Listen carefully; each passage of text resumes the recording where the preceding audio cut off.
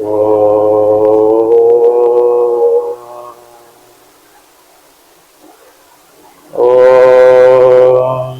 నమో బ్రహ్మాదిభ్యో బ్రహ్మ విద్యా సంప్రదాయకర్తృభ్యో వంశ ఋషిభ్యో మహద్భ్యో నమో గురుభ్యః. ఓం సహనావవతు సహనౌ భునక్తు సహ వీర్యం కరవావహై తేజస్వినావధీతమస్తు మా విద్విషావహై. ఓం శాంతి శాంతి శాంతి.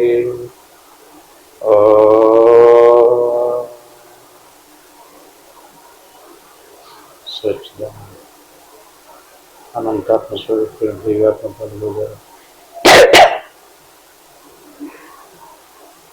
ఈరోజు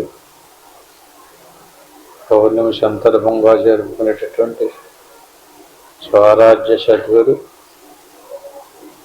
అద్వైతాంతర్యాగ కార్యక్రమం,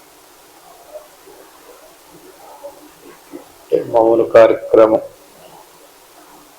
పూర్వం ఉదయం నుంచి సాయంకాలం వరకు కూడా మౌనంలో కూర్చోబెట్టేవాళ్ళం. ఇప్పుడు సాయంకాలం వరకు లేదు, కొంతవరకే. ఇప్పుడు కూడా కూర్చునే ముందు ప్రతిసారి కూడా ఏదో ఒక ఉపనిషత్ మంత్రాన్ని ప్రమాణంగా తీసుకుని కొన్ని విషయాలు చెప్పుకున్న తర్వాత మౌనంలో కూర్చుందాం. ఈరోజు చెప్పుకునేటటువంటి ఉపనిషత్తు ఐత్రేయోపనిషత్తు. అక్కడక్కడ ఒక్కొక్క మంత్రాన్ని కొద్దిగా గుర్తు చేసుకుందాం. 1వ అధ్యాయం 8వ మంత్రం. పుండరేకమచ్చేతు భావయేత్ పరమేశ్వరం సాక్షిణిం బుద్ధివృత్తస్య కర్మ ప్రేమ గోచరం. ఉపనిషత్తులో ఈ మంత్రంలో చెప్పినటువంటి విషయం ఏంటంటే, దేవుడు ఎక్కడున్నాడు, దేవుణ్ణి ఎలా ధ్యానించాలి అనేటటువంటి విషయం. అంటే మనం సహజంగా దేవుణ్ణి ఒక విగ్రహ రూపంలో ఎక్కడో గుడిలో పెట్టుకుని బయట ఆరాధన చేస్తూ ఉంటాం. అలాగ ఆరాధన చేయడానికి గల కారణం ఏంటంటే, దేవుడు యొక్క ఆ నిజ రూపం, ఆ చైతన్య స్వరూపాన్ని మనం గుర్తించలేకపోవడం. అంటే మన పెద్దలు ఏం చేశారంటే, దేవుడు నిరాకారం స్వరూపం కనుక ఆయనకి మనకి అనుకూలంగా ఉండడానికి ఒక సాకార రూపాన్ని కల్పన చేసుకుని ఆరాధన చేయటం అలవాటు చేశారు. దానివల్ల భక్తి, దానివల్ల నింపాదింపదిగా అదే కర్మకాండ, ఉపాసనాకాండ, యోగం, జ్ఞానం. జ్ఞానం దాకా తీసుకురావాలంటే తోడతానే జ్ఞానం బోధించే పట్టుకోవాలి కనుక కర్మకాండ నుంచి బోధించారు. కానీ దేవుడు ఎక్కడున్నాడు? పుండరీక మధ్యేతు. దేవుడిని ఎక్కడ చూడాలి? ఏ గుళ్ళో? హృదయము అనేటువంటి గుహ లోపల ఉంది. హృదయం అనేటువంటి గుహ శరీరము లోపల. ఉత్పుండరీక మధ్యేతు, హృదయము లోపల ఉన్నటువంటి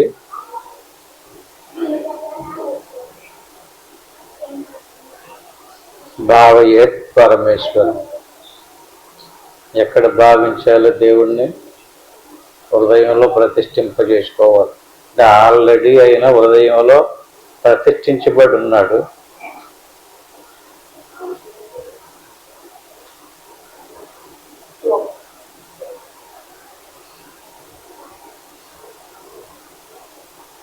సాక్షిణం బుద్ధివృత్తస్య కర్మ ప్రేమ గోచరం. ఈయన సాక్షిణం బుద్ధి వృత్తస్య. మన మనసు ఉంది, మనసు సంకల్ప వికల్పాలు చేస్తుంది. బుద్ధి నిశ్చయం ఉంది, అహంకారం అభిమానం ఉంది. ఇలాగ ప్రతి ఇంద్రియానికి ఒక్కొక్క వృత్తి ఉంది. ఆ వృత్తులు కలగడానికి గల కారణం, ఇప్పుడు లైట్ వెలుగుతుంది, వెలుగు వచ్చింది. అట్టి మాదిరిగా లోపల ఉన్నటువంటి ఏ పరమేశ్వరుడు అయితే ఉన్నాడో ఆమె యొక్క ప్రకాశం ఇంద్రియాదులలోకి వచ్చి ఇంద్రియాదులకి సంకల్ప వికల్పాలు చేసే శక్తి వచ్చింది. మనసుకి, బుద్ధికి నిశ్చయించేటటువంటి వృత్తి వచ్చింది. ఒక్కొక్క దానికి ఒక వృత్తి. చెవులు చూడగలిగేటటువంటి వృత్తి, కన్నులకి చూడగలిగేటటువంటి వృత్తి, చెవులకి వినగలిగేటటువంటి వృత్తి, నాలుగుకు రుచి చూడగలిగేటటువంటి వృత్తి, ముక్కుకు వాసన చూడగలిగేటటువంటి, వీటిని వృత్తులు అంటారు. అంటే ఒక్కొక్క ఇంద్రియానికి ఒక్కొక్క వృత్తి. వీటికి వృత్తి ఎలాగొచ్చింది?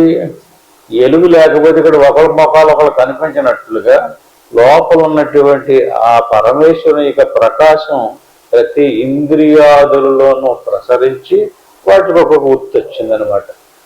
ఈయన ఎక్కడున్నాడు? హృదయంలో ఉన్నాడు.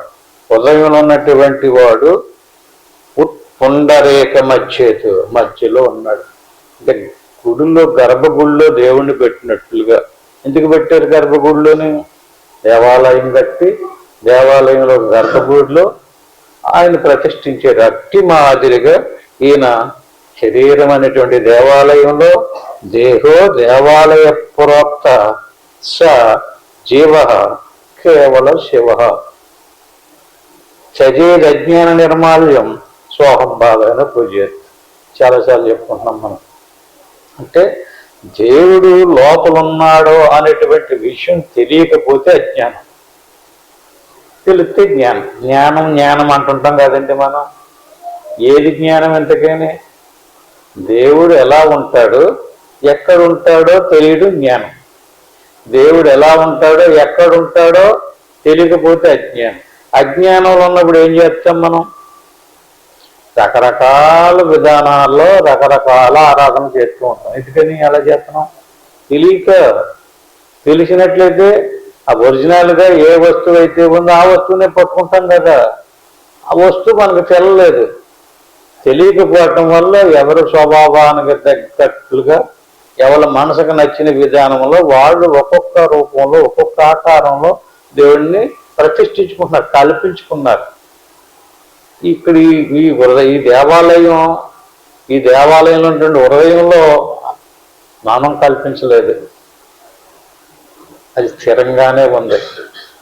పుండరేక మధ్యేతు, ఆయన్ని ఎవరో ప్రతిష్ఠించి కూర్చోబెట్టలేదు. అక్కడ ప్రతిష్ఠించి కూర్చోబెట్టినట్టయితే ఆయనకి సాక్షి అని పేరు రాదు.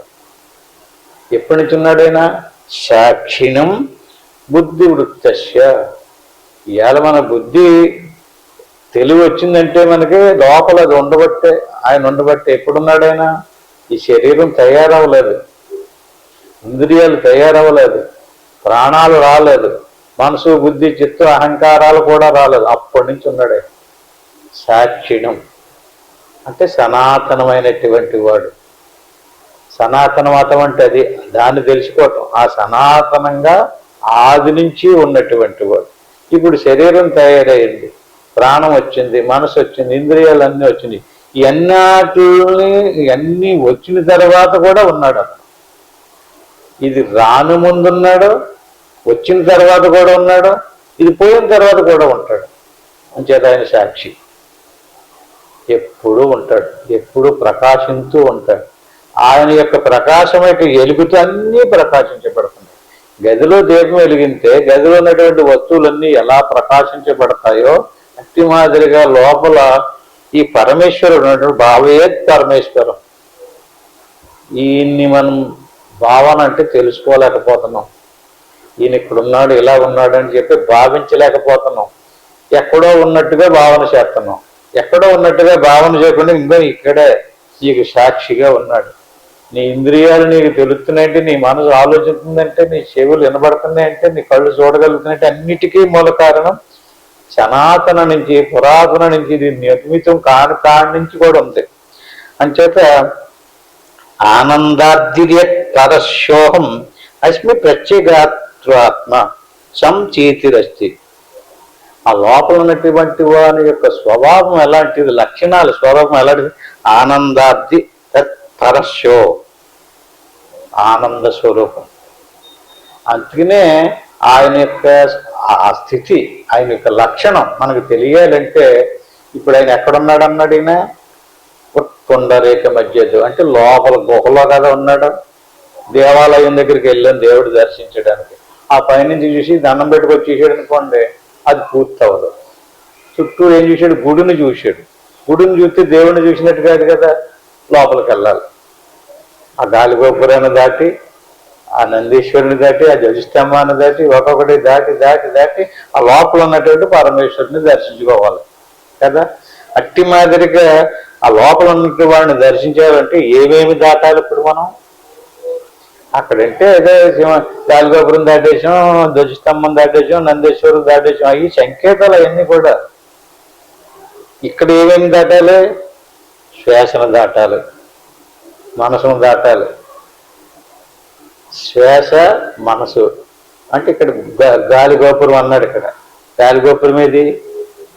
ఇది ఇక్కడ ఉంది గాలి. గాలిగోపురం అక్కడ లేదు. గాలిగోపురాన్ని పేరు పెట్టారే తప్ప అక్కడే గాలి వెళ్తలేదు, దాన్ని గాలితో తయారు చేయలేదు. ఇదిగో గాలిగోపురం ఎక్కడ ఉంది. గాలిగోపురం దగ్గర నుంచి గాలి వెళ్తుంది, ఉత్తర రంధ్రాల నుంచి గాలి వెళ్తుంది. ఆ లోపలికి వెళ్ళిన తర్వాత శ్వాసను దాటాం. ఆ శ్వాసను దాటినప్పుడు ధ్వజస్తంభం. ధ్వజస్తంభం ఏంటి? రకరకాల కోరికలతో పెద్ద అడ్డుగా, దేవుడికి అడ్డుగా నిలబడి ఉంది. లోపల చూడగానే ఏదడ్డు వచ్చింది? సంకల్ప వికల్పాలతో కూడుకున్నటువంటి కోరికల సముదాయం. ఆ ధ్వజస్తంభం దాటాలి. లోపలికి వెళ్ళిన తర్వాత నందీశ్వరుడు. నందీశ్వరుడు అంటే ప్రాణశక్తి. శ్వాసంపట లోపలికి వెళ్ళినప్పుడు శ్వాసని లోపలికి లాక్కుని బయటికి వదిలేటటువంటి శక్తి ఇంకొకటి ఉంది. దానికి నంది అని పేరు. అది ఈశ్వరుడి దగ్గర ఉంది. దాని కొమ్ముల్లో చెయ్యి పెట్టి కొమ్ముల్లో నుంచి చూసి అప్పుడు శివుని దర్శించారు. అట్టి మాదిరిగా మనం లోపలికి ఈ శరీరాన్ని లోపల శ్వాసను దాటాలి, మనసును దాటాలి, కుండలిని శక్తిని కూడా దాటాలి. శ్వాస మనసు కుండలిని అన్నీ ఆగిపోయిన తర్వాత ఏముంది? ఆనందాతిర్య పరం. ఇక్కడేముంది? అక్కడ పరం అంటే లోపల, యువతల పక్కన లేడాయన, లోపల ఉన్నాడు. ఆ లోపల ఉన్నటువంటి వాడు ఆనంద స్వరూపుడు. నాకు కనిపించలేదండి అంటే నువ్వు వెళ్తే కనపడతాడు. గర్భగుడిలోకి వెళ్ళి శివుడు ఎలా ఉన్నాడో చూస్తే తెలుస్తుంది. గర్భగుడిలోకి వెళ్ళకుండా వెళ్ళి దారంబడ పోతానో వచ్చేటప్పుడే గుడి చుట్టూరు తిరిగేసేసి, నేను గుడి చుట్టూరు 108 సార్లు తిరిగేసాను, 14 సార్లు తిరిగేసాను, 11000 సార్లు పాదయాత్రలు చేశానంటే ఏమొచ్చేసింది? ఏమొచ్చేస్తుంది నీకు? ఏం చెయ్యాలి? లోపలికి వెళ్ళి చూడాలి ఏమన్నాడో, ఎలా ఉన్నాడో, అది ఎలా తయారు చేశాను. అట్టి మాదిరి ఇక్కడ ఈయన ఎలాగున్నాడో ఒరిజినల్ ఇలాగెళ్ళి చూడాలి. ఎలా ఉన్నాడు అంటుంది ఇక్కడ శాస్త్రం? ఆనంద స్వరూపం, సాక్షి స్వరూపం, నిత్యము పుట్టినటువంటి వాడు కాదు, పోయేవాడు కాదు, వచ్చేవాడు కాదు, ఎప్పుడు కదలడు. గర్భగుళ్ళు లింగాకారం కదిలిద్దా? ఎప్పటి నుంచి ఉంది? గుడి కట్టిన ముందు నుంచే దాని చుట్టూ ముందు లింగాకారాన్ని ప్రదర్శించి దాని చుట్టూరు గుడి కడతారు. అట్టి మాదిరిగా లోపల ఆనందాబ్ది పర్యంతం సోహమస్మి, సోహం. ఇక్కడంతగా లోపల ఏదైతే ఉందో సో అది హం, నీవే. అంటే నువ్వు తిన్ననగా ఎన్ని దాటుకుని వెళ్ళిపోయి నువ్వు అందులో విలీనమైపోతావు అన్నమాట. దాన్ని సోహం అంటారు. సోహమస్మి ప్రత్యేగాత్రాత్ర, దానికి ప్రత్యేగాత్మ అని పేరు. సంచీతిరస్తి, అది నువ్వు అయిపోతావు. నువ్వు అక్కడికి వెళ్ళలేనంతకాలం అది నువ్వు అవ్వవు. 1,00,000 సార్లు కాదు కదా, 100 కోట్ల సార్లు నువ్వు తీర్థయాత్రలు చేసినా సరే అది అవ్వవు. ఎందుకని? ఎక్కడికి వెళ్తే అవుతావు? దేవాలయంలోకి వెళ్ళి దేవుడిని దర్శించి భాష్యంగా నిర్మించినటువంటి దాన్ని చూసి వచ్చేస్తే దేవుడు అయిపోతావా? ఎక్కడవుతావు? సంచీతిరస్తి, ఎక్కడవుతావు? ఇలాగెళ్ళాలి. ఇలాగెళ్ళి అన్ని దాటుకుని ఆ లోపల ఉన్నటువంటి వాడిని చూస్తే అది అయిపోతావు. ఇప్పుడు జీవుడు పర్సనల్గా ఇంకోటి ఉండడు, ఒక్కడే ఉంటాడు. ఆనంద అనంతం నిజమాశ్రయంతం, అదే నిజస్వరూపం, చలనం లేనటువంటిది. ఆశా పిశాసి మవమామయంతం, ఎవరినైతే ఆశ అనేటువంటి పిశాచి పట్టుకుని పీడింతుందో అది అక్కడ పోద్దట.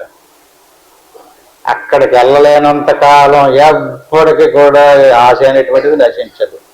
ఆశా పిశాసి మవమానయంతం, ఇది నీ ఈతలకు వచ్చేటప్పుడు వెళ్తావు కదా, రా వచ్చాక వస్తుందని చెప్పి గుమ్మంగాడు కూర్చుంటుంది, పట్టుకుంటుంది, పీడింతానే ఉంటది. ఆలోకయంతం జగదింద్రజాలం, ఈ జగత్-ఇంద్రజాలం, ఇది ఒక మాయ, భ్రమింపశేత్తూనే ఉంటది. మాప కదా మాం పరివిషేద సంఘం, ఇలా బయటకు వచ్చి చూసేవనుకో దాని మీద నీకు అటాచ్మెంట్ కలిగింటుంటుంది. ఎంతమంది తీర్థయాత్రకి వెళ్ళిపోతున్నారు, వాళ్ళతో పాటు మనం కూడా ఒకసారి వెళ్ళిపోవాలని కోరిక పుట్టింటుంది. సంఘం అంటే ఎక్కడ జనం ఉన్నారో, ఎక్కడ హడావిడి చేస్తున్నారో అందులో మనం వెళ్ళి పాల్గొవాలనేటువంటి కోరిక పుట్టింటుంటుంది. అంచేది ఏం చేయాలి మనం? అది లోపలికి వెళ్ళేవనుకోండి, కోరిక పుట్టించడానికి లేదు, అక్కడ ఏం లేదు, ఇంద్రజాలం ఆగిపోయింది. ఇంద్రజాలాన్ని చూసేవాడు కానీ ఇంద్రజాలం చేసేవాడిని మాయ తప్పదు. ఇంద్రజాలాన్ని చూసేవాడినే మాయ తప్పదు. ఇంద్రజాలం చేసేవాడు ఎవడో లోపల ఉన్నాడు, ఇంద్రజాలం నటింప చేస్తున్నాడు. దాన్ని మనం బయట ఉండి చూస్తున్నాం, మాయలో పడుతున్నాం. చేత అవేద దర్శనం జ్ఞానం, జ్ఞానం నిర్విషయం మనః.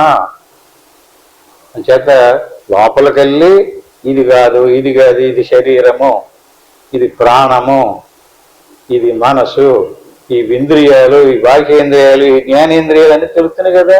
అన్నీ దాటి లోపల ఉన్నటువంటి ఆ పరమేశ్వరుని దర్శించాలి. దానికి ఆత్మసాక్షాత్కారం అంటారు, లేదా ఇంకో పేరు పెడతారు, ఇంకొక పేరు పెడతారు. నీకు ఆత్మసాక్షాత్కారం కలిగినట్టుగా, దైవ దర్శనం కలిగినట్టుగా నీకు సాక్ష్యం ఏంటండి? శ్వాస ఆగాలి, మనసు ఆగాలి. మనసు ఆగకపోతే పిశాచి నశించదు. అది పట్టి మళ్ళీ ఏం చేస్తాడంటే కొంచెం ఒక అరగంట వ్యక్తి సాధన చేసాడు అనుకోండి, నేను అందరికంటే గొప్ప అంటాడు. ఏదైనా 4 పుస్తకాలు చదివాడు అనుకోండి, నాతో ఎవడో చదవలేడు, నాకు మీరు అందరు శాతకాలు ఉన్నాడు, నాకు అందరు దిగి రావాలంటాడు. అక్కడికి వెళ్ళాలి.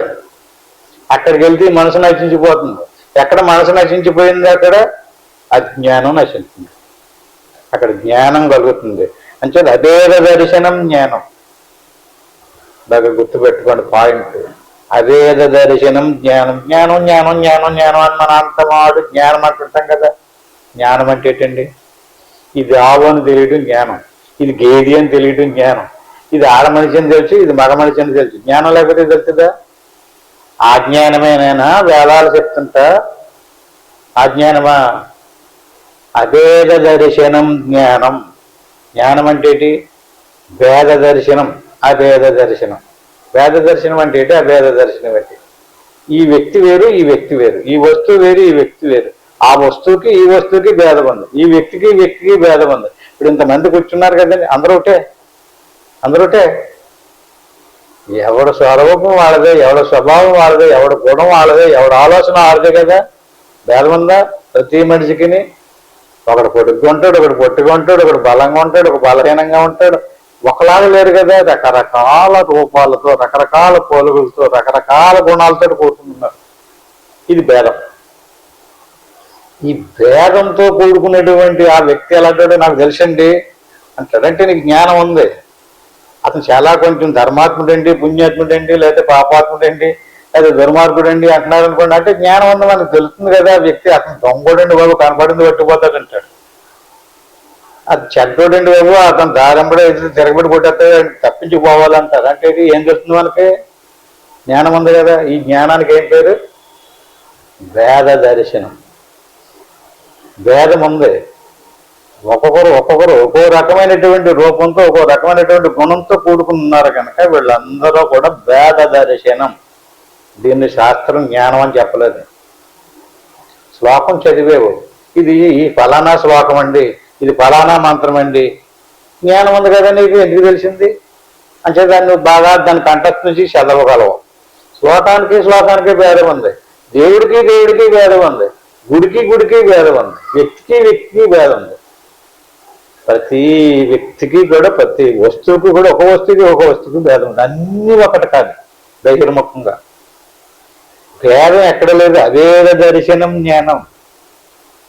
నువ్వు లోపలికి వెళ్ళావు, ఈ హృదయ గుహలో ఉన్నటువంటి పరమాత్మను దర్శనం చేసుకున్నావు, అక్కడ భేదం లేదు. ఇద్దరు ముగ్గురు లేరు. ఇద్దరు ముగ్గురు ఏంటి? జీవుడు లేడు, దేవుడు లేదు. జీవుడు దేవుడు రెండు కలిసిపోయారు అక్కడ. భేదం లేదు, అభేదం. యువతలకు వస్తే జీవుడు జీవుడే, దేవుడు దేవుడే. జీవుడు దేవుడు బయటకు వచ్చాక కాదు. చాలా మంది ఏమంటారండి, మేము అద్వైతులం అండి, దేవుడు జీవుడు రెండు కాదు, మేమేమో ఇద్దరం ఒకటేనండి అంటాడు. బయటకు వస్తే ఒకటి కాదు. ఒకటి ఎక్కడవుతాడు? అద్వైతం ఎక్కడవుతుంది? లోపలికి వెళ్తే అవుతుంది. యువతలకు వస్తే అద్వైతం కాదు, ద్వైతమే. జీవుడు జీవుడే, దేవుడు దేవుడే. జీవుడు బలహీనుడు, దేవుడు బలవంతుడు. జీవుడు కర్మబద్ధుడు, దేవుడు కర్మముక్తుడు. జీవుడు జనన మరణాలతో కూడుకున్నటువంటి వాడు, కర్మలు చేస్తుంటాడు, సుఖ దుఃఖాలు అనిపించుంటాడు, స్వర్గ నరకాలు తిరుగుతూ ఉంటాడు. దేవుడికి స్వర్గము నరకము లేదు, జననము మరణము లేదు, కర్మలు చేయడైన. ఈయన అయినా ఒకటి అలగవుతారు అంచేత ఇద్దరు ఒకటి కాదు. ఇద్దరు ఎక్కడవుతారు? ఎక్కడ కలుపుతారు? ఎక్కడ? లోపల హృదయంలోకి ప్రవేశించిన తర్వాత అక్కడ కలుపుతారు. అక్కడ కలయడం ఏదైతే ఉందో దాన్ని అభేద దర్శనం అంటారు. దర్శనం అంటే చూశాడు అతను, దర్శించాడు కదండి, దేవుని దర్శించాడండి. దేవుడు దర్శిస్తే తీరమ్మ చూస్తే అక్కడికి వెళ్ళిన తర్వాత ఎన్ని పడిపోయిన తర్వాత ఏది ఉందో అదే తను. ఇద్దరు లేరు అక్కడ. ఇక్కడ ఉన్నంతసేపు ఒకటవరు. ఇంక ఎంత గింజుకో, నువ్వు ఎన్ని శాస్త్రాలు చదువు, ఎంత దూరం తిరుగు, అక్కడికి వెళితేనే. దర్శనం అంటే చూడడం కదా. దర్శనం అయిందా అంటారు కదండి, దేవుడి దర్శనం అయింది అంటారు. ఎక్కడ దర్శనం అవ్వాలి? ఇక్కడ. ఎక్కడైతే లోపలికి వెళ్ళి శ్వాస మనసు ఆగినటువంటి స్థితిలో దర్శనం అయ్యిందో అక్కడ ఇంతకీ తీరమ్మ చూస్తే అక్కడ తన స్వస్వరూపమే ఉంది. అది తన ఆత్మ. దానికి ఇతనికి భేదం లేదు, ఇద్దరు ఒకటే. ఇప్పుడు దాకా ఏమనుకుంటున్నాం మనం? నాకు ఇంకా ఆత్మ గురించి కనిపించలేదండి, తెల్లలేదండి, నేను చూడలేదండి, నాకు సాధ్యం కాలేదండి అంట. ఇవన్నీ దాటి చూసిన తర్వాత చూస్తే అదే ఇది, ఇది అది. దాన్నే సోహం అంటారు. సో అంటే అది, అమ్మంటే నువ్వు, అది నువ్వే. కానీ యువతలకు రావడం వల్ల నీకు ఎన్ని ప్రవేశించడం వల్ల ఈ భ్రాంతిలో పడ్డావు, ఈ మాయలో పడ్డావు. ఇదంతా కల్పన. ఈ కల్పనలో పడిపోయి కల్పించబడినటువంటి ఇంద్రజాలపు వస్తువులను చూసుకుంటూ ఇది నేను అనుకునే దీనికోసం రకరకాల ఆలోచనలు చేస్తున్నాం, రకరకాల కల్పనలు చేస్తున్నాం, రకరకాలుగా వ్యవహరిస్తున్నాం. ఈ దీనివల్ల ఏమైంది? అంచేత అభేద దర్శనం జ్ఞానం. ధ్యానం నిర్విషయం మనహ. ధ్యానం చేస్తే అభేద దర్శనం వస్తుంది అంటారు కదండి. అయితే మరి ధ్యానం అంటే ఏంటండి? శ్వాస మీద మనసు పెట్టి చూస్తూ ఉండడమా ధ్యానం అంటే? లేకపోతే ఏదన్నా దేవుడిని పూజించడమా? గురు మధ్య మందునో నాసికాగ్ర మందునో దృష్టి పెట్టి చూస్తారు కదా. అసలు ధ్యానం అంటే ఏంటి? ధ్యానం నిర్విషయం మనహ అంటే ఏంటండి? విషయము. విషయాలన్నీ మనసు నిత్యము ఏదో ఒక విషయాన్ని గూర్చి ఆలోచిస్తూ ఉంటుంది. ఇలా సాధనలో కూర్చున్నప్పుడు చక్కగా చిన్ముద్రలో కూర్చున్న అబ్బాయి వెంకటరావు గారు వచ్చి గబాబో ఫోటో తీసేస్తుంటాడు, ఎంత బాగా కూర్చున్నారు, ఎంత బాగా కూర్చున్నారు అని చెప్పేసి. దాన్ని ధ్యానం అంటలేదా? కూర్చుని ఉన్నటువంటి వాడిని ఆ లోపల ఉంది చూసారా? ఆ లోపల ఉన్నటువంటిది నిర్విషయం. విషయము అంటే మనకు సంబంధించినటువంటి ఆడవాళ్ళు కానీ మగవాళ్ళు కానీ, పిల్లల గురించో పెద్దల గురించో, ఆడవాళ్ళ గురించో మగవాళ్ళ గురించో, తినేదాని గురించో, తాగేదాని గురించో, ఇచ్చిన దాని గురించో, పుచ్చుకునే దాని గురించో, అడిగి డబ్బు ఇచ్చిన ఎత్తాడో లేదో, ఇలా ఏదో ఒకటి ఆలోచన చేస్తుంటాం కదా. వాటిని విషయాలు అంటారు. ఏ విషయాదుల్ని కూడా ఆ విషయాలు అనుకునేది ఏది? మనసు. విషయాదుల్ని తలపోస్తూ ఉండేటటువంటిది మనసు. అలాంటి విషయాదులు నిర్విషయం. ఏ విషయము లేకుండా ఖాళీ అయిపోతే దాన్ని ధ్యానం అంటారు. ఏదో చెయ్యటం ధ్యానం కాదు. ఏం చేయాలి? గదంతా ఖాళీ చేసేసినట్టుగా మనసులో ఉన్నటువంటి విషయాదులన్నిటిని కూడా ఆఫ్ చేసేయాలి. నిర్విషయం, విషయాదులు నిరోధించబడితే దాన్ని ఏమంటారు? ధ్యానం అంటారు. అభేద దర్శనాన్ని జ్ఞానం అంటారు. నిర్విషయాలు ధ్యానం అంటారు. ఏ విషయాదులు మనసులో తలపోయకుండా ఉంటే దాన్ని ధ్యానం అంటారు. స్నానం మనోమల త్యాగ. మరి స్నానం అంటే ఏంటి? పొద్దుట వెళ్ళి స్నానం చేస్తానండి అంటాడు కదా. స్నానం అంటే మనసులో ఉన్నటువంటి మాలిన్యాన్ని వదిలించుకుంటే స్నానం. మన శరీరం మీద మురికి పట్టేసిందండి, బాగా చెమట పట్టేసింది, వాసన వచ్చేస్తుంది, పక్కన కూర్చోవాలి బాబు అంటారు. అప్పుడు శుభ్రంగా వెళ్ళి స్నానం చేసి ఇచ్చేటంటే ఫ్రెష్గా హాయిగా సుఖంగా ఉంటుంది కదా. మన మనసు నిండా మలం, మలత్యాగం అంటారు దాన్ని. మలం అంటే మలదోషము, విక్షేప దోషము, ఆవరణ దోషము అని చాలా చెప్పుకున్నాం. మలదోషాన్ని కడిగేస్తే స్నానం. మలదోషం శరీరంలో లేదు, ఎందులో ఉంది? మనసులో ఉంది. స్నానం మనోమల త్యాగ. మనసును శుభ్రం చేసుకోవాలి. అంటే చెడు ఆలోచనలు రాకుండా నిరంతరం వాటిని కనిపెట్టాలి. శౌచం ఇంద్రియ నిగ్రహ. శౌచం అంటే బాబు వచ్చేటప్పుడు కాళ్ళు కడుకురా అంటారు, చేతులు కడుక్కుంటారు. కాళ్ళు చేతులు కడుక్కుని మనం పూజ చేసేటప్పుడు కూడా చేతులు కడుక్కుని కాళ్ళు కడుక్కుని శుభ్రంగా స్నానం చేసి కదా చేస్తుంటాం.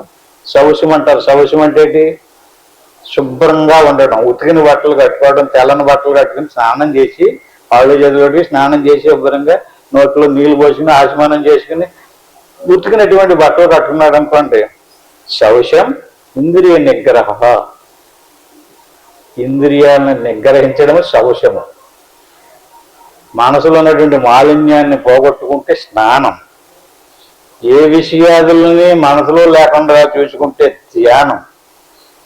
దేవుడికి జీవుడికి భేదము లేకుండా ఒకే వస్తువై ఉండడం జ్ఞానం. మళ్ళీ చదువుతున్నాను అదే శ్లోకాన్ని. అవేద దర్శనం జ్ఞానం ధ్యానం నిర్విషయం మనః స్నానం మనోమల త్యాగ శౌచమింద్రియ నిగ్రహ. మైత్రేయోపనిషత్తు 2వ అధ్యాయం 2వ మంత్రం అన్నమాట ఇది. ఇంకొక మంత్రం చెప్తాను. బ్రహ్మామృతం పిబేద్భక్ష మాసరేద్దేహ రక్షణే. బ్రహ్మామృతం పిబేద్భక్ష్యం. మరి భిక్ష అంటున్నారు కదండి. ఇవాళ భిక్ష ఎవరు? రామకృష్ణ గారు భిక్ష, అదే ఇంకొకరు భిక్ష అంటున్నాం కదా. భిక్ష ఏంటో చెప్పు. బ్రహ్మామృతం పిబేద్ భిక్ష. మన సాధన చేసుకునేటప్పుడు ఎప్పుడైతే మనసుని శుద్ధం చేసుకున్నామో, శ్వాస మీద ఏ ఆలోచన లేకుండా ధ్యానం చేసామో, అవేద దర్శనం ఎవరికైతే అయిందో అటువంటి వాడికి నోటులో లాలాజలం అమృతంగా మారిపోతారు. విధానం అందరూ సాధన చేస్తున్నారు కదా, నోరు ఎండిపోయినట్టు అవుతుంది. అప్పుడు దాకా సొల్లు ఉమ్మంటాం, దాన్ని మూసేస్తుంటాం. ఎప్పుడైతే ధ్యానంలో కూర్చున్నామో అది ఇంకిపోయి అమృతంగా మారిపోతాడు. బ్రహ్మామృతం పిబేది భిక్ష. దాన్ని తాగితే రోగాలు తగ్గిపోతాయంటే, భిక్ష చేస్తే ఎలాగైతే ఆకలి తీరుతుందో బ్రహ్మామృతం పిబేది భిక్ష మాసరే దేహ రక్షణే. అది దేహాన్ని రక్షించదు, రోగాలను పోగొడుతుంది. వశే ఏకాంతికో భూత్వ ఏకాంతే ద్వైతవర్జితే. ఏకాంతం అంటే బాహ్య ప్రపంచంలో ఉన్నటువంటి వ్యక్తుల్ని తలపోయకుండగా వశే ఏకాంతికో భూత్వ. ఏకాంతం. నేను ఎప్పుడు ఏకాంతంలో ఉంటానంటాడు. ఏకాంతంలో ఉన్నటువంటి మనుషులు ఎవరో లేకుండా గదిలోకి పోయి గడిట్టి కూర్చోవటం కాదు ఏకాంతం. ఎక్కడ? ఇంకొకటి ఎవడో లేని చోటు ఏకాంతం. ఇంకొకటి ఎవడో లేని చోటు ఎక్కడుంది? లోపల ఉంది. ఆ ఏకాంతంలో పోయి కూర్చోమంటున్నాడు. ఎవడైతే ఏకాంతంలోకి పోయి కూర్చున్నాడో చైకాంతే ద్వైతవర్జితే. అక్కడ ద్వైతం లేదు. ద్వైతం అంటే రెండవది. రెండవది లేనటువంటి చోటులోకి వెళ్తే అద్వైతం. అలాగే ఇచ్చేవ మాసరే ధీమాన్ చయేవ ముక్తి మాప్రయాత్. అతనికి ముక్తి, నాకు నా మోక్షం కావాలని కోరుకోకలేదు. ముక్తి కోసం ఏ ప్రయత్నం చేయక్కర్లేదు, ఆల్రెడీ అతను ముక్తి వరుతుందట. ఇప్పుడు చెప్పినటువంటి ఒకసారి వినేసిస్తే కాదు, మళ్ళీ మళ్ళీ మళ్ళీ మళ్ళీ గుర్తు చేసుకుంటే చక్కగా ఎంత జ్ఞాతం మృతమిదం దేహం మాతా పితృమలాత్మకం బయటకు వచ్చావు, నీకు దేహాభిమానం కలిగింది. ఈ దేహం ఎలాగొచ్చిందయ్యా అంటే జాతం మృతమిదం దేహం మాతా పితృమలాత్మకం జాతం మృతమిదం దేహం. ఈ సావుతో కూడుకున్నటువంటి శరీరం ఇది. మృతం అంటే సావు. ఇది సావులోకి వెళ్ళిపోతుందట. నదిలో నీరు సముద్రంలోకి వెళ్ళిపోతున్నట్టుగా ఈ శరీరం ఏదైతే ఉందో జాతం అంటే వచ్చింది కదా, పుట్టింది కదా. మృతమిదం దేహం, ఈ దేహం ఎక్కడికి వెళ్తుంది? సావులోకి ప్రయాణం చేస్తుంది. ఒక్కొక్క అడుగు ఒక్కో రోజు ఎక్కడికి వెళ్తుంది ఇది? మొన్న ఉన్నట్టుగా ఈ రోజు ఉండడం లేదు, మన శరీరం మారిపోతుంది కదా. ఎక్కడికి వెళ్ళిపోతుంది శరీరం? అలా ఒక్కొక్క అడుగు వేసుకుంటానే మృతం దేహం. ఈ దేహం మాతాపితృమలాత్మకం, తల్లిదండ్రుల సంపర్కం నుంచి తయారయ్యింది. సుఖ దుఃఖాలయ మేధ్యం శుచ్య స్నానం విధీయతే. జరిది శరీరం ఏదైతే ఉందో ఒక్కో రోజు సుఖంగా ఉన్నట్టుంటుంది, ఒక్కో రోజు బాధ, ఒక్కో రోజు దుఃఖం, ఒక్కో రోజు కష్టం. సుఖ దుఃఖాలయే మేధ్యం. ఇది ఎలాంటిది? సుఖ దుఃఖాలకు ఆలయం ఈ శరీరం. అంచేత శుచ్య స్నానం విధీయత్ అంటే దీన్ని మైలు పట్టారు అంటారు కదండి. మైలు పట్టడం అంటే ఎవరో పోతే కాదు, ఉండగా పట్టమంటున్నాడు. ఎందుకంటే నువ్వు ఉండగానే సుఖ దుఃఖాలయామేజ్యం శుచ్య స్నానం విధేయతు. అందుకే నువ్వు రోజు స్నానం చేయండి శుభ్రంగా ఉండండి అని చెప్పడానికి కారణం ఏంటంటే నువ్వు స్నానం చెయ్యకపోతే ఈ దేహం ఎలాంటిది? మృతం శరీరం. ధాతుబద్ధం మహారోగం పాప మందిర మద్రువం వికారాకార విస్తీర్ణం శుచ్య స్నానం విధీయత. నిరంతరం వికారం చెందుతుంది, పరిణామం చెందుతుంది. నవద్వార మలస్రావం సదాకాలే స్వభావజం. 9 ద్వారాల కొంప, ప్రతి ఒక్కొక్క ద్వారంలో నుంచి ఒక్కో రకమైనటువంటి రసం. నవద్వార మలస్రావం, ముక్కు నుంచి శివుడి, నోటి నుంచి చెల్లు, కళ్ళులో నుంచి పుచ్చుకులు, చెవిలో నుంచి గులుము, అలా ఒక్కొక్క దాంట్లోంచి ఒక్కొక్కటి స్రవిస్తుంది. నేను చాలా గొప్ప అండి అంటే ఎందులో గొప్పదో శాస్త్రం చెప్తుంది. నవద్వార మలస్రావం సదాకాలే స్వభావజం. సదా అంటే ఆ ఇందులో ముక్కంపడి శివుడు అవుతుంది కదండి, మూసేసేమంటేనో ప్రాణం పోతుంది. ఇది సదా ఎప్పుడు కూడా ప్రవహించానే ఉంటాయి. దుర్గంధం దుర్మలోపేతం సృష్టి స్నానం విధేయత.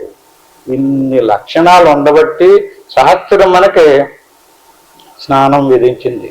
ప్రతిరోజు స్నానం చేయాలి, ఉతికినటువంటి బట్టలు కట్టుకోవాలి. మాతృశోదక సంబంధం శోదకే సహజాయతే. మృత చోదకజం దేహం సృష్టి స్నానం విధీయతే. మాతృశోతక సంబంధం అంటే తల్లి పోతే మైలు పట్టమంటారు కదా, మాతృశోధక సంబంధం. అలాగే పురుడు వచ్చినప్పుడు కూడా దాన్ని ఏమంటారండి? పురుటు మైలు అంటారు. అది సావు మైలు అంటే పుట్టినప్పుడు మైలే, చనిపోయినప్పుడు కూడా మైలేనా? మాతృశోతక సంబంధం. శోతకం అంటే పుట్టడం. శోతకే సహజాయతే మృత శోతకజం దేహం. మృతం అంటే సావడం. అంచేతే పుట్టినప్పుడు దీనికి మైలుంది, చనిపోయినప్పుడు మృత శోతగజం దేహం సృష్టి స్నానం విధీయతే. ఎన్ని రకాలుగా ఆలోచించిన అహం మమేది విన్మూత్ర లేప గంధాది మోచనం శుద్ధ శౌచమితం ప్రోక్తం మృజ్జలాభ్యాంతు లౌకికం. విన్మూత్ర లేప గంధాది మోచనం. అందుకనే శరీరానికి కొంచెం చెంటు రాసుకోవటం గట్ట ఎందుకు చేస్తుంటారు? సబ్బు రాసుకుని తోముకుంటారంటే అహం మమేతి విన్మూత్ర లేప గంధాది మోచనం. శరీరాన్ని ఎలా పడితే అలా ఉండడానికి వెళ్ళలేదు. శుద్ధ శౌచ మిత ప్రోక్తం మృజ్జలాభ్యం. నీటితోటి ఎప్పటికప్పుడు కడుక్కుంటూ ఉండాలి, సుగంధ ద్రవ్యాలను పూసుకుంటూ ఉండాలి. చిత్తశుద్ధి కరం శౌచం వాసనాత్రయ నాశనం. ఈ వాసన నశించాలంటే ఈ శరీరం అందులో మరి లోపల ఉన్నటువంటి మనసు శరీరానికే, ఇంకా నేను మీ అన్ని సరిగ్గా వివరంగా చెప్పడం లేదు, ఏదో మామూలు చెప్పుకోపోతున్నాను, మరీ చిరాకు కలిగించేస్తున్నారు ఏంటని. అందుకని లోపల ఉన్నటువంటి మనసు ఇంకెంత పని వేసుకుంటుందండి. శరీరానికి బయటికి వెళ్ళేటప్పటికి వచ్చేటప్పటికి చెమట పెట్టేసి ఇంత పాము వేసుకుంటున్నాం కదా, అంటూ పోతుంది కదా. మరి మనసు 24 గంటలు భౌతిక సంబంధించినటువంటి విషయాలనే తలపోతుంది కదా. మరి మనసుకి ఎంత అంటుపోతుంది అంటే చిత్త శుద్ధికరం శౌచం అంటే బాహ్య శౌచం గొప్ప కాదు. నువ్వు ఎన్నిసార్లు స్నానం చేసేసినా, నేను 2 సార్లు స్నానం చేసిన 3 పూటలు స్నానం చేశానండి అంటే ఏం పెద్ద గొప్పం కాదు. నువ్వు శుద్ధపరచవలసినటువంటిది చిత్తాన్ని. చిత్త శుద్ధికరం శౌచం వాసనాత్రయ నాశం. వాసన నశించేయాలంటే మనసును శుద్ధిపరచాలి. నిరంతరము భగవద్ ఆలోచన చేయాలి. విషయచింతనను వదిలి ఆత్మచింతనలో ఉంటాడు. ఆత్మను గురించి ఆలోచించాలి, విషయాలను గురించి ఆలోచించకూడదు. ఆత్మను గురించి ఆలోచిస్తూ నిరంతరము జ్ఞాన వైరాగ్య మృత్యోయై క్షాళన శౌచముష్యతే. జ్ఞానము వైరాగ్యం. వైరాగ్యం అంటే విషయాదుల మీద విరక్తి. జ్ఞానం కలగలేదనుకోండి వైరాగ్యం రాదు, వైరాగ్యం రాలేదనుకోండి జ్ఞానం కలగదు. జ్ఞాన వైరాగ్యం మృత్యోయై. ఎందుకంటే జ్ఞాన వైరాగ్యాలే మోక్షానికి హేతువులు. ఎవడైతే జ్ఞాన వైరాగ్యాలు సంపాదించుకున్నాడో అటువంటి వాడు క్షాళన శౌచముచ్చితే క్షాళనం ఏర్పడుతుంది. ఈ రకంగా అద్వైత భావనాపేక్ష అభక్ష్యం ద్వైత భావనం. అహంకార సుతం విత్త ప్రాతరం మోహ మందిరం ఆశాపతిం త్యజేద్యావ తావన్ముక్తో న సంచయ. అహంకార సుతం ఏంటండి? అహంకార సుతం. అహంకారమే కొడుకు. వాడిని మనం కని గారాభంగా పెంచి పెద్ద చేస్తున్నామంట. అహంకార సుతం విత్త బాతరం. విత్తం అంటే డబ్బు సోదరుడట. అహంకారం కొడుకు, ధనం భ్రాత అంటే సోదరుడు, అనగారా తమ్ముడు. మోహమింద్రియం. మోహం గృహం. గృహమేది? మోహం. అన్నదమ్ములు ఎవరు? విత్తం. అహంకారం ఏది? కొడుకు. ఆశాపత్ని భార్య ఎవరు? ఆశ. సజేదేవత్ తావన్ముక్తో న సంచయ. ఈ వేళను నువ్వు వదలకపోతే, ఎందుకంటే ఇక్కడ వదిలేటి ఈ పిల్లల్ని వదిలేసానంటాడు, ఆ పిల్లల్ని వదిలేసానంటాడు. ఈ గారి వదలడం రా బాబు సన్నాసి. వదలవలసినటువంటి వాడికి ఎక్కడున్నారు? ఈ అహంకారాన్ని వదలాలి, డబ్బు మీద మమకారాలను వదలాలి, మోహం త్యజించాలి, ఆశ వదలాలి. త్యజేది ఎవరు తావన్ముక్తో నశించే. ఈ వదలలేనటువంటి వాడు నువ్వు ఎంత సాధన చేసినా, ఎన్ని పారాయణ చేసినా, ఎన్ని పాదయాత్రలు చేసినా ఏం ప్రయోజనం లేదు. ఈ వదిలినప్పుడు నీకు ముక్తి. మృత మోహమయీ మాత జాతో బోధమయేశ్వత. మృత మోహమయీ మాత. తల్లి చనిపోయిందట, మైలు వచ్చింది. మృత మోహమయీ మాత జాతో బోధమయేశ్వత. కొడుకు పుట్టాడట. కొడుకు ఎవడు? ఆ కొడుకును పోగొట్టుకుని ఈ కొడుకును సంపాదించుకోవాలి. బోధమయేశ్వత. బోధ. బోధ ఎలా పడుతుంది? బోధ కలిగిందంటే జ్ఞానం, ఆత్మజ్ఞానం, ఆత్మబోధ. ఆత్మబోధ అనేటువంటి శృతుడు ఎవరికైతే పుట్టాడో అది పురుటు మైలట. కుర్రోడు పుట్టాడు కదా, మరి పురుటు మైలు అన్నమాట. మరి తల్లి నుంచి కుర్రోడు వచ్చాడు కదా, తల్లి పోయింది. ఏం తల్లిది? మోహమయీ మాత. మాత ఎవరు? మోహం. మోహం అనే తల్లి చచ్చిపోయింది. మైలు పట్టమంటున్నాడు. ఏ తల్లి పోతే? ఇక్కడ తల్లి కాదు, ఈ తల్లి కాదు పోవటం. మోహం అనే తల్లి పోతే మైలు పట్టాలట. అలాగే బోధ అనేటువంటి కొడుకు పుడితే, కొడుకు పుట్టాడండి, పురుటి మైలు అన్నమాట. సూతకద్వయం సంప్రాప్తో. సూతకద్వయం అంటే 2 పురుళ్ళు ఉన్నాయి, 2 మైళ్ళు ఉన్నాయి ప్రతి ఒక్కడికి. పురుటు మైలు, సావు మైలు. ఏలో సంప్రాప్తో కథం సంధ్యాముపాస్మహే. ఈ శ్లోకం అన్న ఎందుకు చెప్పారంటే ఇక్కడ సంధ్య వాస లేదంట. అక్కడ సంధ్యోపాసన చేయలేదు.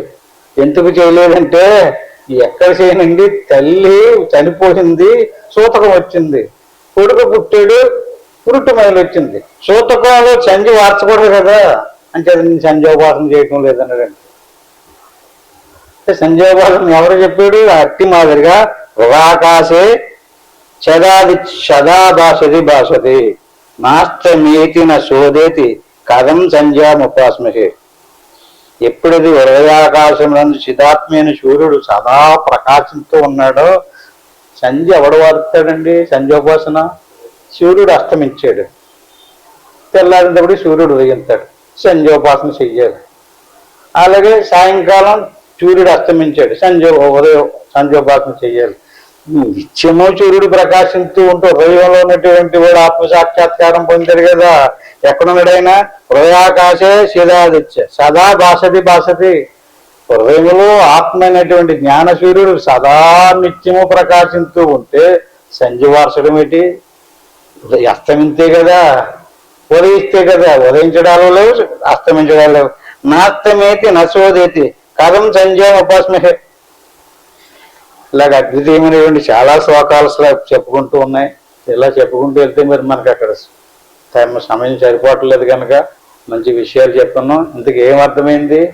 దేవుడు లోపల ఉన్నాడు, లోపల ఉన్నటువంటి దేవుడిని దర్శించడమే జ్ఞానం. ఎక్కడెక్కడ ఉన్నాడని అంటే ఈ సత్యాన్ని తెలియకపోవడం వల్ల మనం వివిధ రకాలైనటువంటి ప్రయత్నాలు చేస్తున్నాం. ఇంకా చాలా ముఖ్యమైనటువంటి శ్లోకాలు రేపు మళ్ళీ పోనున్నాడు చెప్పుకుందాం. ఇప్పుడు ఏం చేద్దాం? ఏదైతే జ్ఞాన సూర్యుడు ఉన్నాడో, ఉదయంలో ఆత్మసూర్యుడు ఉన్నాడో, హృదయాకాశంలో ప్రకాశిస్తూ ఉన్నాడో, ఆ ఆత్మ జ్ఞానాన్ని మనం సంపాదించుకోవాలి, ఆత్మ సాక్షాత్కారాన్ని పొందాలి. అది ఇప్పుడు ఒక చెప్పుకున్నాం కొద్దిగా. ఇప్పుడు ఏం చేయాలి? ఇప్పుడు ఇలా చక్కగా ఇలా కూర్చుని గురుర్ బ్రహ్మ గురుర్ విష్ణు గురురేవ మహేశ్వర గురు సాక్షాత్తు పరబ్రహ్మ తస్మై శ్రీ గురవే నమః. దీన్ని గురు మంత్రం అంటారు. దీన్ని ఒకసారి అనుకోవాలి. ఓం నమ శివాయ. దీన్ని పంచాక్షరి మంత్రం అంటారు. దీన్ని 3 సార్లు అనుకోవాలి. ఆ పైన ఏమనుకోకుండా వస్తూ పోతుండే శ్వాసను గమనించు. సో అది నేను ఏది ఇప్పుడు దాకా చెప్పినాం కదా, ఆ హృదయ గుహలో ఏ సదా ప్రకాశించు ఆత్మస్వరూపం అయితే ఉందో దాన్ని స్మృతిలోకి తెచ్చుకుని అదే నేను, ఈ శరీర ప్రాణమానుషాదులు నేను కాదనే భావంలో నిత్యం అభ్యాసం చెయ్యాలి. ఎవరెవరికి ఎంతంత అవకాశం ఉంటే అంతా ప్రయత్నం చేయండి. ఇప్పుడు మాత్రం నేను ఓం అని చెప్పేదాకా చక్కగా నిద్రపోకుండా, ఏ ఆలోచన లేకుండా అలా ఏకాగ్రతగా గమనంతో ఉండండి. ఓం తత్సత్.